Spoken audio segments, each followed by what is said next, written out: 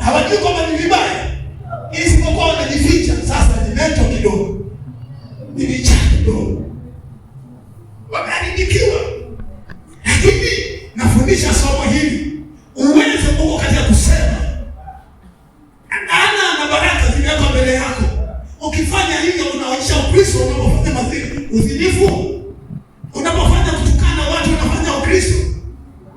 Watu wanaweka dhambi tu ni kule kufanya uzinzi na nini ya pombe kudani. Na maneno mengine unaosema wanaweza sasa. Unamgombanisha ndugu na ndugu, unagombanisha hapa. Unagombanisha fulani na fulani wagombana. Wewe sio kijana. Mimi sio mchana. Yaani unafikiri mpaka huu mchana yaruke tu. Au utikase mchana.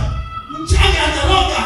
Mtu akigombanisha na wenzake mchana anaroga. Wakigombana sio ameshabika. Ameweka kitu ambacho sicho. Tukuone katika jina la Yesu. Kanisa la Mungu. Hizo sio baraka kama unagombanisha. Chagua upendo katika maisha yako, chagua upendo. Usimchague mtu kupenda kwa sababu anakupanga vitu. Chagua upendo wa Yesu Kristo. Kwamba yale tupenda tukiwa pamoja naye. Alitupenda tukijua kitu. Alitupenda hivyo na mabaya yetu. Ndio maana akatukomboa. Bwana Yesu asifiwe. Anasema mkiniamini, pokea neno la ukombozi. Ingiza roho Bwana akukomboe kwenye tabia za asili huko ambako ulikamata nazo. Bwana Yesu asifiwe sana. Haleluya. Tukisema asili, kila mmoja hapa na asili. Walikotoka huko wana asili. Haleluya. Wengine katika miungu yao walikuwa na mambo mengine. Lakini tukiingia kwenye neno la Mungu, tukimpokea mtu, tukimzamisha, tunaua uasili, tunaua upagani, tunaua kila tabia ambazo maadamu tumbatiza akimainisha.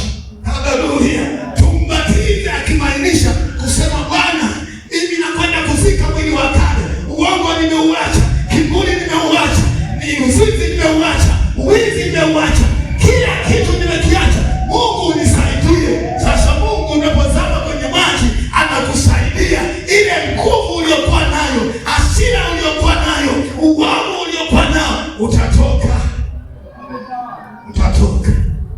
Unainuka ni mtu mzima, mtu mwingine. Haleluya. Wakikusengenya nasema wangemsengenya nani? Haleluya. Wewe fanya ile kwenda kutukana, wangemtukana nani? Nani angetukana? Yesu mwenyewe alitukana, atakuwa nini? Bwana Yesu asifiwe sana. Hapo umechawa na neno msamaha. Yaani umechawa na neno msamaha. Baraka na laana ziko mbele yako. Unapofanya kiburi cha kuchukia, unachagua laana. Haleluya. Wale watu wapagani walio dunia huko ndio wanaogombana, ndio wanaofanyana mabaya, ndio wanaotegana. Haleluya. Wewe unafikiri nikimweka hapo kesha kanichokoza na mweka hapo, hivi huyu mtu angekufa ningefurahi. Unajua? Bwana Yesu asifiwe sana. Unaanza kusema huyu mtu ningesikia kwamba amekufa ningefurahi. Wewe unafikiri unauka kwa sababu umewaza kwamba angekufa. Hujawaza kitu cha kumsamehe, hujawaza kitu cha kumwombea. Lakini mtumishi wa Mungu ni Rozi aliimba kipindi hicho, alisema muombea adui yako afya. Ni Rozi, yaani asife kabla hujabarikiwa. Bwana Yesu. Yaani umuombee aliyesema hataweza. Umuombee awepo mpaka siku za usoni ambazo Bwana atatenda jambo jipya kwako, ambazo Bwana ataweka kuinuka kwako, ambako Bwana Yesu asifiwe sana. Usimwombee afe, usimwombee ashindwe, bali muombee tu za Mungu awepo, baraka zake zifuate na mimi zifuate za kwangu. Haleluya. Kama yeye anasema taziba za Kesabara, taziba za damu hazitazindika kwa jina la Yesu. Sifa ambazo Mungu amenipa hazitazindika mpaka zipenye mpaka Bwana atakwenda kuonekana. Haleluya. Kama unaona unapitia magumu, Mungu ana baraka kubwa juu yako. Haleluya. Kama unapitia yale na kwama, lakini usikate tamaa.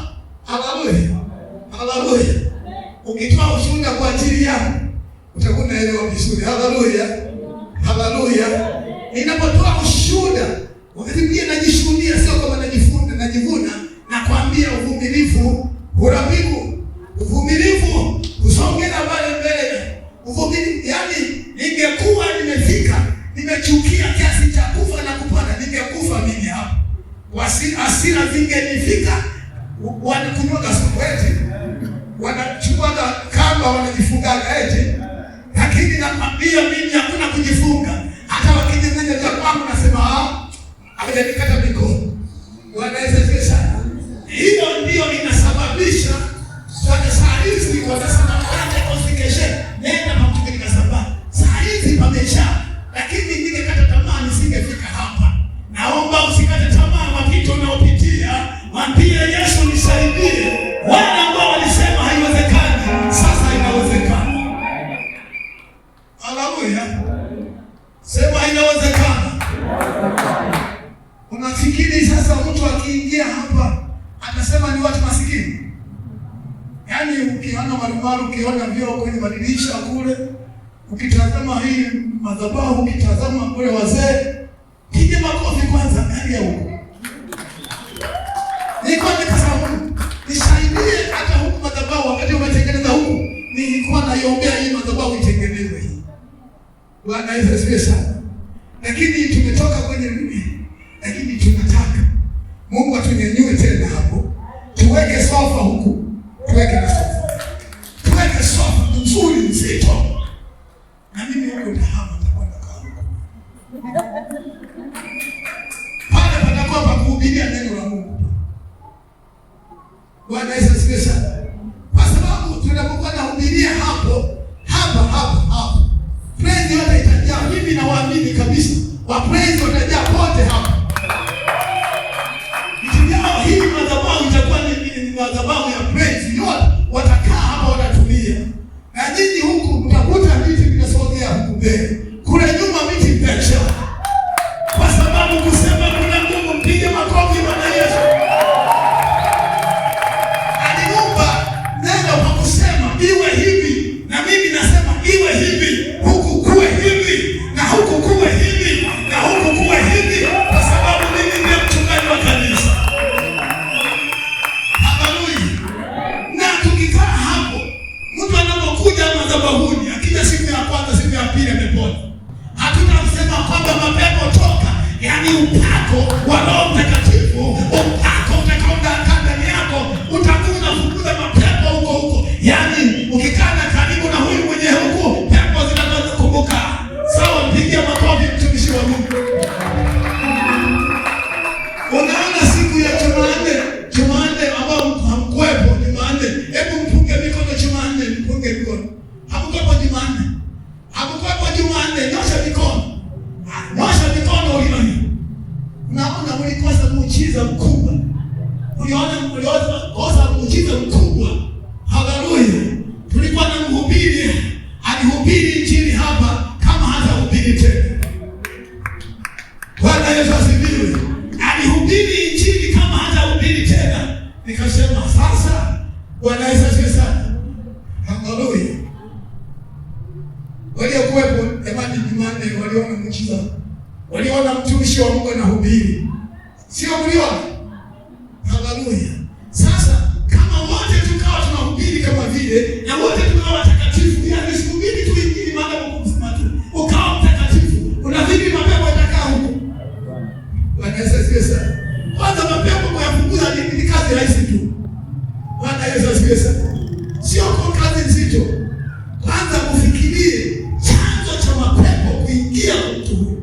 Ukitambua mapepo, Bwana Yesu asifiwe sana, utamuuliza tu swali, umewahi kutana na jambo gani kubwa sana ambalo lile? Yesu asifiwe sana. Akianza kusema jambo gumu lile, utashangaa machozi yanatoka. Haleluya. Yaani anaposema kwa ugumu nzito, pale utaona pepo limelipuka mpini. Kwa nini? Kwa sababu tayari unaanza kunipata kwenye njia. Na ukiona tayari umeibuka pepo, kuna watu wanashangaa unaweza kumwambia, pepo umetoka wapi? Kwa jina la Yesu tuambie. Haleluya. Kazi rahisi tu. Mapepo hayawezi kukaa kwa mtu bila kusema. Kama yametoka kwa bibi, anasema tumetoka kwa bibi. Kama yametoka kwa bibi. Bibi anaingilia wapi? Basi hatimaye unamrudisha kwenye ufahamu. Rudi kwenye ufahamu. Kusema kuna Mungu inafundisha neno kusema. Haleluya. Tunatumia neno kusema kwenye moyo wa ndani, kunasema kila kitu moyoni. Ukisema sema, na wewe unayepokea sema kilichokuumiza moyoni, alafu ukisema Bwana ataleta jibu la kukutoa ile pepo, kwa sababu limekutana na mtu mwenye ufahamu na mtu mwenye uelewa. Uelewa wangu nikajua huyu alishakuliwa alipokuwa